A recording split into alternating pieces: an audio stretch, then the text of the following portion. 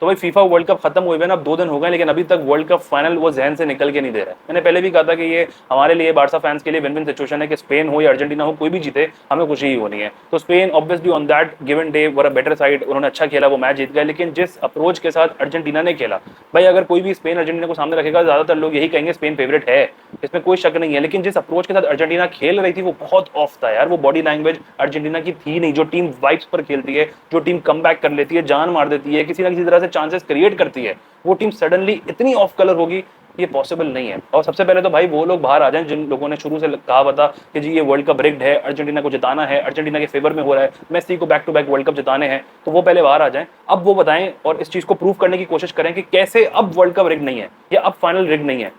क्योंकि पूरा world cup Argentina के फेवर में था, तो ऐसा कैसे हो सकता है कि उस टीम के फेवर में फाइनल नहीं था। उस टीम के एक प्लेयर को 2 येलो मिलते हैं, रेड कार्ड मिलता है, वो टीम डाउन टू 10 मैन हो जाती है, एंजो फर्नांडिस बाहर हो जाता है, इंपॉर्टेंट टाइम पे 0-0 चल रहा है, एक्स्ट्रा टाइम पे जाने वाले उसको रेड कार्ड मिल गया। कैसे अब रिग्ड नहीं है भाई, जरा कोई ये समझा दे। मेसी जिसने 8 गोल इस पूरे वर्ल्ड कप में स्कोर किए, 4 असिस्ट करता है वो, 26 चांसेस क्रिएट कर दिए, ड्रिबल सबसे ज्यादा थे, 2022 से ज्यादा अच्छी कैंपेन मेसी की यहाँ पे थी। इतना बड़ा इंपैक्ट उसने क्रिएट किया कि फैंस हो, हेटर्स हो, सबकी इन्वॉल्वमेंट थी इस पूरे वर्ल्ड कप के अंदर। उस एक बंदे की वजह से उसने पूरी अर्जेंटीना को आगे तक कैरी किया। उसको अवार्ड नहीं मिलता, प्लेयर ऑफ द टूर्नामेंट जो है रॉड्री ले जाता है। भाई मॉडरेज भी 2018 में जीता था हारने के बावजूद, लेकिन यहाँ पर मेसी को अवार्ड नहीं मिलता। अगर मेसी को अवार्ड मिलता, ये अर्जेंटीना वर्ल्ड कप जीतती तो रिग्ड होता, लेकिन अब अचानक से सब कुछ फेयर हो गया। तो कोई समझा दे भाई ऐसे कैसे हो सकता है। और जिसने 2014, 18 और 22 का वर्ल्ड कप पूरा देखा है, फाइनल देखा है, उनको पता है कि भाई this was one of the worst horrible final. इससे ज्यादा बुरा फाइनल नहीं देखा पिछले कुछ सालों के अंदर। इवन 2014 में भी जब अर्जेंटीना हारा था तो बड़े चांसेस क्रिएट किए थे यार, मेसी ने हिग्वाइन मिस कर रहा था एंड के अंदर, बहुत चांसेस क्रिएट कर रहा था वो। लेकिन इस गेम में तो वो भी खुद भी नजर नहीं आया। ऐसा कब हुआ आखिरी दफा कि मेसी की रेटिंग इतने बड़े मैच में 6 की रेटिंग आई हुई हो, 6.667 की रेटिंग चल रही हो। कोई एक प्लेयर नजर नहीं आ रहा था वहां पे गेम के अंदर अर्जेंटीना का। मतलब मैं जनरली ना ये रिग्ड के नैरेटिव को बाय नहीं करता हूँ कि कोई चीज ऐसे खराब हो गई है, बट यहाँ पे सिर्फ अर्जेंटीना की बॉडी लैंग्वेज को देखकर ही सबसे पहले डाउट होना शुरू किया था। और उस वक्त से मुझे ये लग रहा था कि भाई ये बड़ा ऑफ चीज चल रही है। और अभी 2 दिन हो गए, अभी तक ये जहन से निकला नहीं और अभी भी नहीं निकलेगा, क्योंकि अब बहुत सारी चीजें और कंस्पिरेसी थ्योरीज जो है वो क्रिएट होने शुरू हो गई हैं। मेसी की जो टनल स्पीच थी वो वायरल हुई। उस स्पीच में वो भी बड़ी वियर्ड स्पीच जो मेसी ने दी है। एक टीम आ रही है अभी मैच खेलने के लिए और इतना अच्छा सेमीफाइनल खेलकर वो आई है, वहां पर मेसी स्पीच में कहते हैं कि let's forget about everything, focus on the play at the moment, that's it. और इतनी वियर्ड स्पीच थी कि जो अर्जेंटीना मुस्कुराते हुए और डिफरेंट बॉडी लैंग्वेज के साथ वो टनल क्रॉस करके आती थी, वो इतने उसके शोल्डर्स डाउन थे, बॉडी लैंग्वेज वीक नजर आ रही थी। एंजो फर्नांडिस और लिसांड्रो मार्टिनेज दोनों ऑफ कलर, ऑफ थे। लोग कह रहे हैं कि वो रो रहे थे, लेकिन वो रो तो नहीं रहते, इतना नहीं लग रहा था कि वो रो रहे हैं, लेकिन ऑफ जरूर थे, डाउन बहुत थे। और ऐसे टाइम पे मैंने नहीं देखा अर्जेंटीना को कभी इतना डाउन होते हुए। उनकी हमेशा गेम से पहले बॉडी लैंग्वेज डिफरेंट होती है। इंग्लैंड जैसी टीम को सेमीफाइनल में जो इतना जबरदस्त फाइट करके हरा के आई थी, वो स्पेन के अगेंस्ट कहीं गेम में नजर नहीं है। मैं अगेन फिर मानता हूं कि स्पेन अर्जेंटीना के मैच में स्पेन ही फेवरेट थी, लेकिन इसका मतलब ये नहीं था कि ऐसा गेम खेलेगी अर्जेंटीना।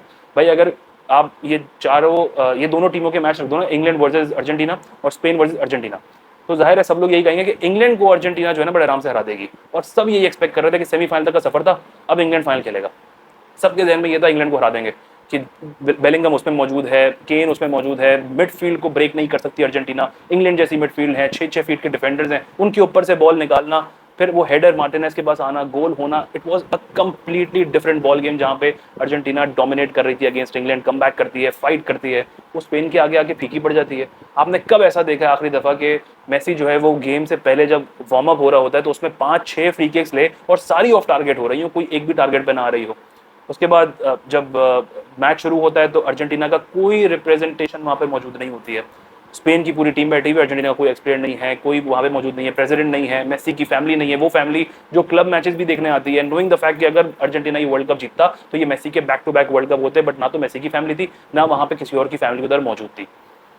फिर अगेन कोई एक्स प्लेयर्स वहां पे नहीं होते, स्पेन की पूरी रिप्रेजेंटेशन वहां बैठ के मैच को देख रही होती है, एंजॉय कर रही होती है। फिर स्कलोनी मैच के बाद जाके कहता है कि बहुत सारी चीजें ऐसी हैं जो हमारे साथ हुई हैं, हम बता नहीं सकते, और वो इतना इमोशनल होकर प्रेस कॉन्फ्रेंस छोड़ के चला जाता है। वो बंदा जो हारे हुए मैच को जीत कर भी सिर्फ ऊपर देखता है और ऊपर देख के चला जाता है, वो कभी इतना रिएक्ट ही नहीं करता जितना उसने उस दिन रिएक्ट किया।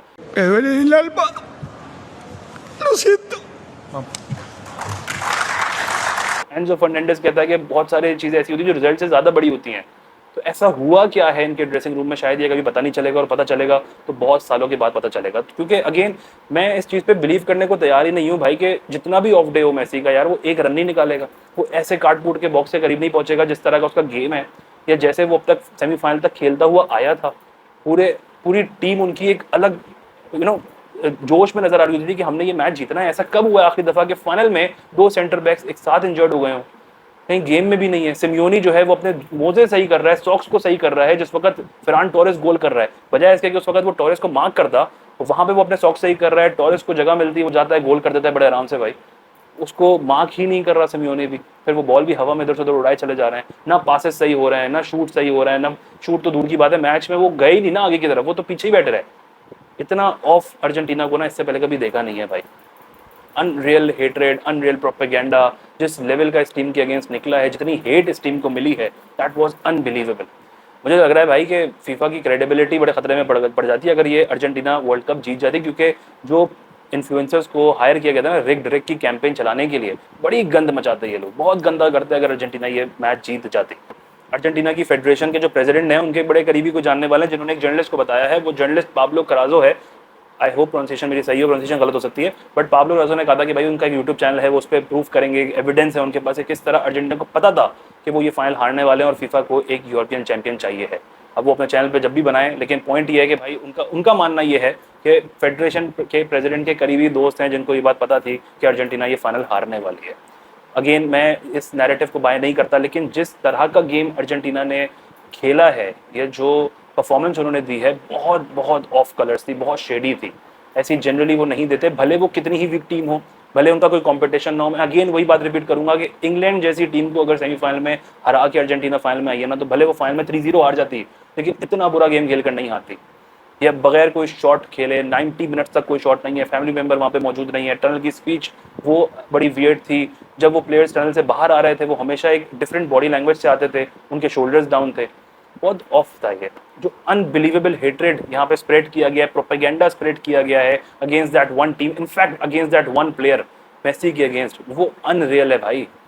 मैंने इससे पहले कभी नहीं देखा कि किसी कमबैक के ऊपर भी इतने शक पैदा कर दिए जाएं कि भाई ये रिग्ड है, रिग्ड है। मतलब 2022 का वर्ल्ड कप फाइनल हुआ था, अर्जेंटीना जीत रहा था, वहां पे 2 पेनल्टीज मिल जाती हैं फ्रांस को, फ्रांस कमबैक कर लेता है, एम्बापे पेनल्टी स्कोर कर ले तो वाह what a great talent, Mbappe ने ये कर दिया। वही चीज मेसी कर ले तो वो गलत है। उस टाइम पे 2 पेनल्टीज मिल गई फ्रांस को, फ्रांस ने कमबैक कर लिया, वो रिग्ड नहीं था, जो अर्जेंटीना जीत रहा था। लेकिन इस वर्ल्ड कप में जहां जहां अर्जेंटीना ने कमबैक किया वो गलत है। मेसी को डायरेक्ट एल्बो मार के गिराया जाता है तब कोई रिग नहीं होता, तब कोई आवाज नहीं उठाता कि रेफरी जो है वो ऑपोजिट टीम को फेवर कर रहा है। अर्जेंटीना के अगेंस्ट कोई डिसीजंस हो जाए तब भी कोई मसला नहीं है, और रोनाल्डो का बैन रिवर्स हो जाए तो वो भी कोई फेवर नहीं है। लेकिन जिस मोमेंट पे अर्जेंटीना के फेवर में कोई डिसीजन आ जाए तो सारे पीएचडी लेके बैठ जाते हैं, सारे रेफरी बन जाते हैं कि भाई ये तो रिग्ड हो गया है। मतलब अगर फुटबॉल के हर मैच को इतना बारीकी से देखना शुरू कर दिया ना, यकीन मानो कि कोई एक ऐसा मैच नहीं मिलेगा फुटबॉल की हिस्ट्री में कि वो फेयर लग रहा हो। हर साल यूएफा होता है, हर साल यूसीएल का टूर्नामेंट होता है, उसमें भी इतने ऐसे डिसीजंस होते हैं जो बंदा कहे यार ये तो बड़े ऑब्वियस फाउल है, लेकिन दे नहीं रहा रेफरी, या वीआर पे चेक नहीं हो रहा है। तो अगर हर डिसीजन को इतना बारीकी से देखने लग गया ना, तो भाई वो कभी कोई मैच फेयर नहीं लगेगा। तो फुटबॉल के अंदर ये जनरली चीजें चल रही होती हैं, इतना बड़ा हवा नहीं होता। हाँ ये जरूर शेडी है कि जो ओवरऑल मैच हुआ है फाइनल के अंदर, या जो रिप्रेजेंटेशंस थी अर्जेंटीना की, स्पेन की, वो मिसिंग थी। गेम के अंदर कोई एनर्जी नहीं थी, कोई मोटिवेशन नहीं थी, ऐसा लग रहा था जैसे पहले से पता था कि हमने ये मैच हारना है, बस सिर्फ एक फॉर्मेलिटी है कि 90 मिनट्स बस गेम को खेलते रहो और उसको लंबा चलाते रहो। इतना ज़्यादा बुरा और हॉरिबल फाइनल ऑब्वियसली इससे पहले कभी हुआ नहीं है। और ऐसी क्या मजबूरी थी कि फीफा को इसके अलावा कोई रेफरी नहीं मिला जिसके ऊपर पुलिस केसेस चल रहे थे। एक ऐसे बंदे को लेकर आए जो पहले पकड़ा जा चुका है, जिसके ऊपर केसेस चल रहे थे, वो फाइनल को आगे लीड कर रहा है, जिसके मौजूदगी में कभी अर्जेंटीना जो है वो जीती नहीं है और स्पेन कभी हारी नहीं है, स्पेन को हमेशा फेवर मिला है उस पर। तो अब किसी को रिग नहीं लगेगा क्योंकि अर्जेंटीना के फेवर में नहीं हुआ। जिस लेवल पे प्रोपेगेंडा और एजेंडा रन किया गया है, तो सारा फोकस ना फुटबॉल से हटा के अब रिलीजन की तरफ आ गया कि मेसी जो है वो वॉल लेकर है, वो दीवार पे खड़ा हुआ था और वो यहूदी हो गया है। कंप्लीटली उसके गेम, उसकी अचीवमेंट, सारी चीजें रूल आउट करके उसको इजरायली बना दिया गया है। और मैं देख रहा हूँ वो लोग जिन्होंने पिछले साल कोई फुटबॉल नहीं देखा होगा, जिन्होंने कभी लीग नहीं देखा होगा, कुछ भी उनको पता नहीं होगा, उनका भी एक ओपिनियन बन रहा है कि भाई ये तो गलत आदमी है। क्योंकि इसी तरह से प्रोपेगेंडा काम करता है, इसी तरह से सोशल मीडिया पे एजेंडा चलते हैं और वो नजर आ रहे हैं। भाई 2014 की तस्वीरें निकाल रहे हैं कि वो वॉल लेकर है, सीरियसली भाई। अभी कुछ महीने पहले वो इंडिया गया था, वहां पे पूजा कर रहा था, तो इसका मतलब वो हिंदू हो गया। अभी तो रिसेंटली तो उससे पूछा किया ना, तो वो तो हिंदू हो गया, कल को गलती से वो अरब कंट्री चला गया और वहां किसी मस्जिद में एंटर हो गया ना, तो फिर उसको मौलाना वैसे ही बोलना, क्योंकि यहाँ पर तो यही होता है कि कोई उस किसी स्पेसिफिक एरिया पे जाकर उस दीवार पे खड़ा हो गया, उस मंदिर में खड़ा हो गया, तो उसका रिलीजन चेंज हो गया, अब तो वो उस रिलीजन से ताल्लुक रखता है। अजीब एक ब्रेनलेस कम्युनिटी। मैंने पहले भी कहा ना भाई, एक पीस टूर पूरी बार्सिलोना का हुआ था, जिसमें वो 2014 में वहां पे इसराइल में भी गए थे, पैलेस्टाइन के लिए भी गए थे, पैलेस्टाइनियंस ने उनका थैंक यू भी किया था पीस का नाम लेते हुए। तो आधी चीजें दिखाकर आधी चीजें छुपाकर क्या प्रूफ करने की कोशिश कर रहे हो, कैसे इस प्रोपेगेंडा का शिकार हो रहे हो भाई। गूगल कर लो, गूगल पे सब मिल जाएगा। और जिस टीम को इजरायली या यहूदी समझ के सपोर्ट नहीं कर रहे हो, उस टीम के अगेंस्ट जो बाकी टीमें हैं, क्या उनका कोई कनेक्शन नहीं है इसराइल से? सीरियसली यार, क्या अहमक लोग हैं भाई। Unbelievable, unreal hatred. क्योंकि जब आपका फेवरेट प्लेयर इस प्लेयर से कॉम्पीट नहीं कर सकता when it comes to achievements, Ballon d'Ors, golden boot, golden ball, world cup, किसी भी चीज में कॉम्पीट नहीं कर सकता ना, तो फिर अब घूम फिर के आपके पास सिर्फ एक ही चीज रह जाती है कि बस हम किसी तरह से प्रोपेगेंडा चला लें, एजेंडा चला लें। अगर कुछ रिसर्च करना है, कुछ ढूंढना है ना, तो फिर वर्ल्ड कप फाइनल को गौर से देख के दोबारा इस बारे में फिगर आउट करने की कोशिश करो कि क्या वर्ल्ड कप रिग था या फाइनल जो है वो बहुत शेडी था। आपका क्या ख्याल है इसके बारे में, वर्ल्ड कप फाइनल के बारे में? जरूर कमेंट सेक्शन में बताइएगा। अपना ख्याल रखिएगा, फिर मुलाकात होगी अगली वीडियो में। Good bye.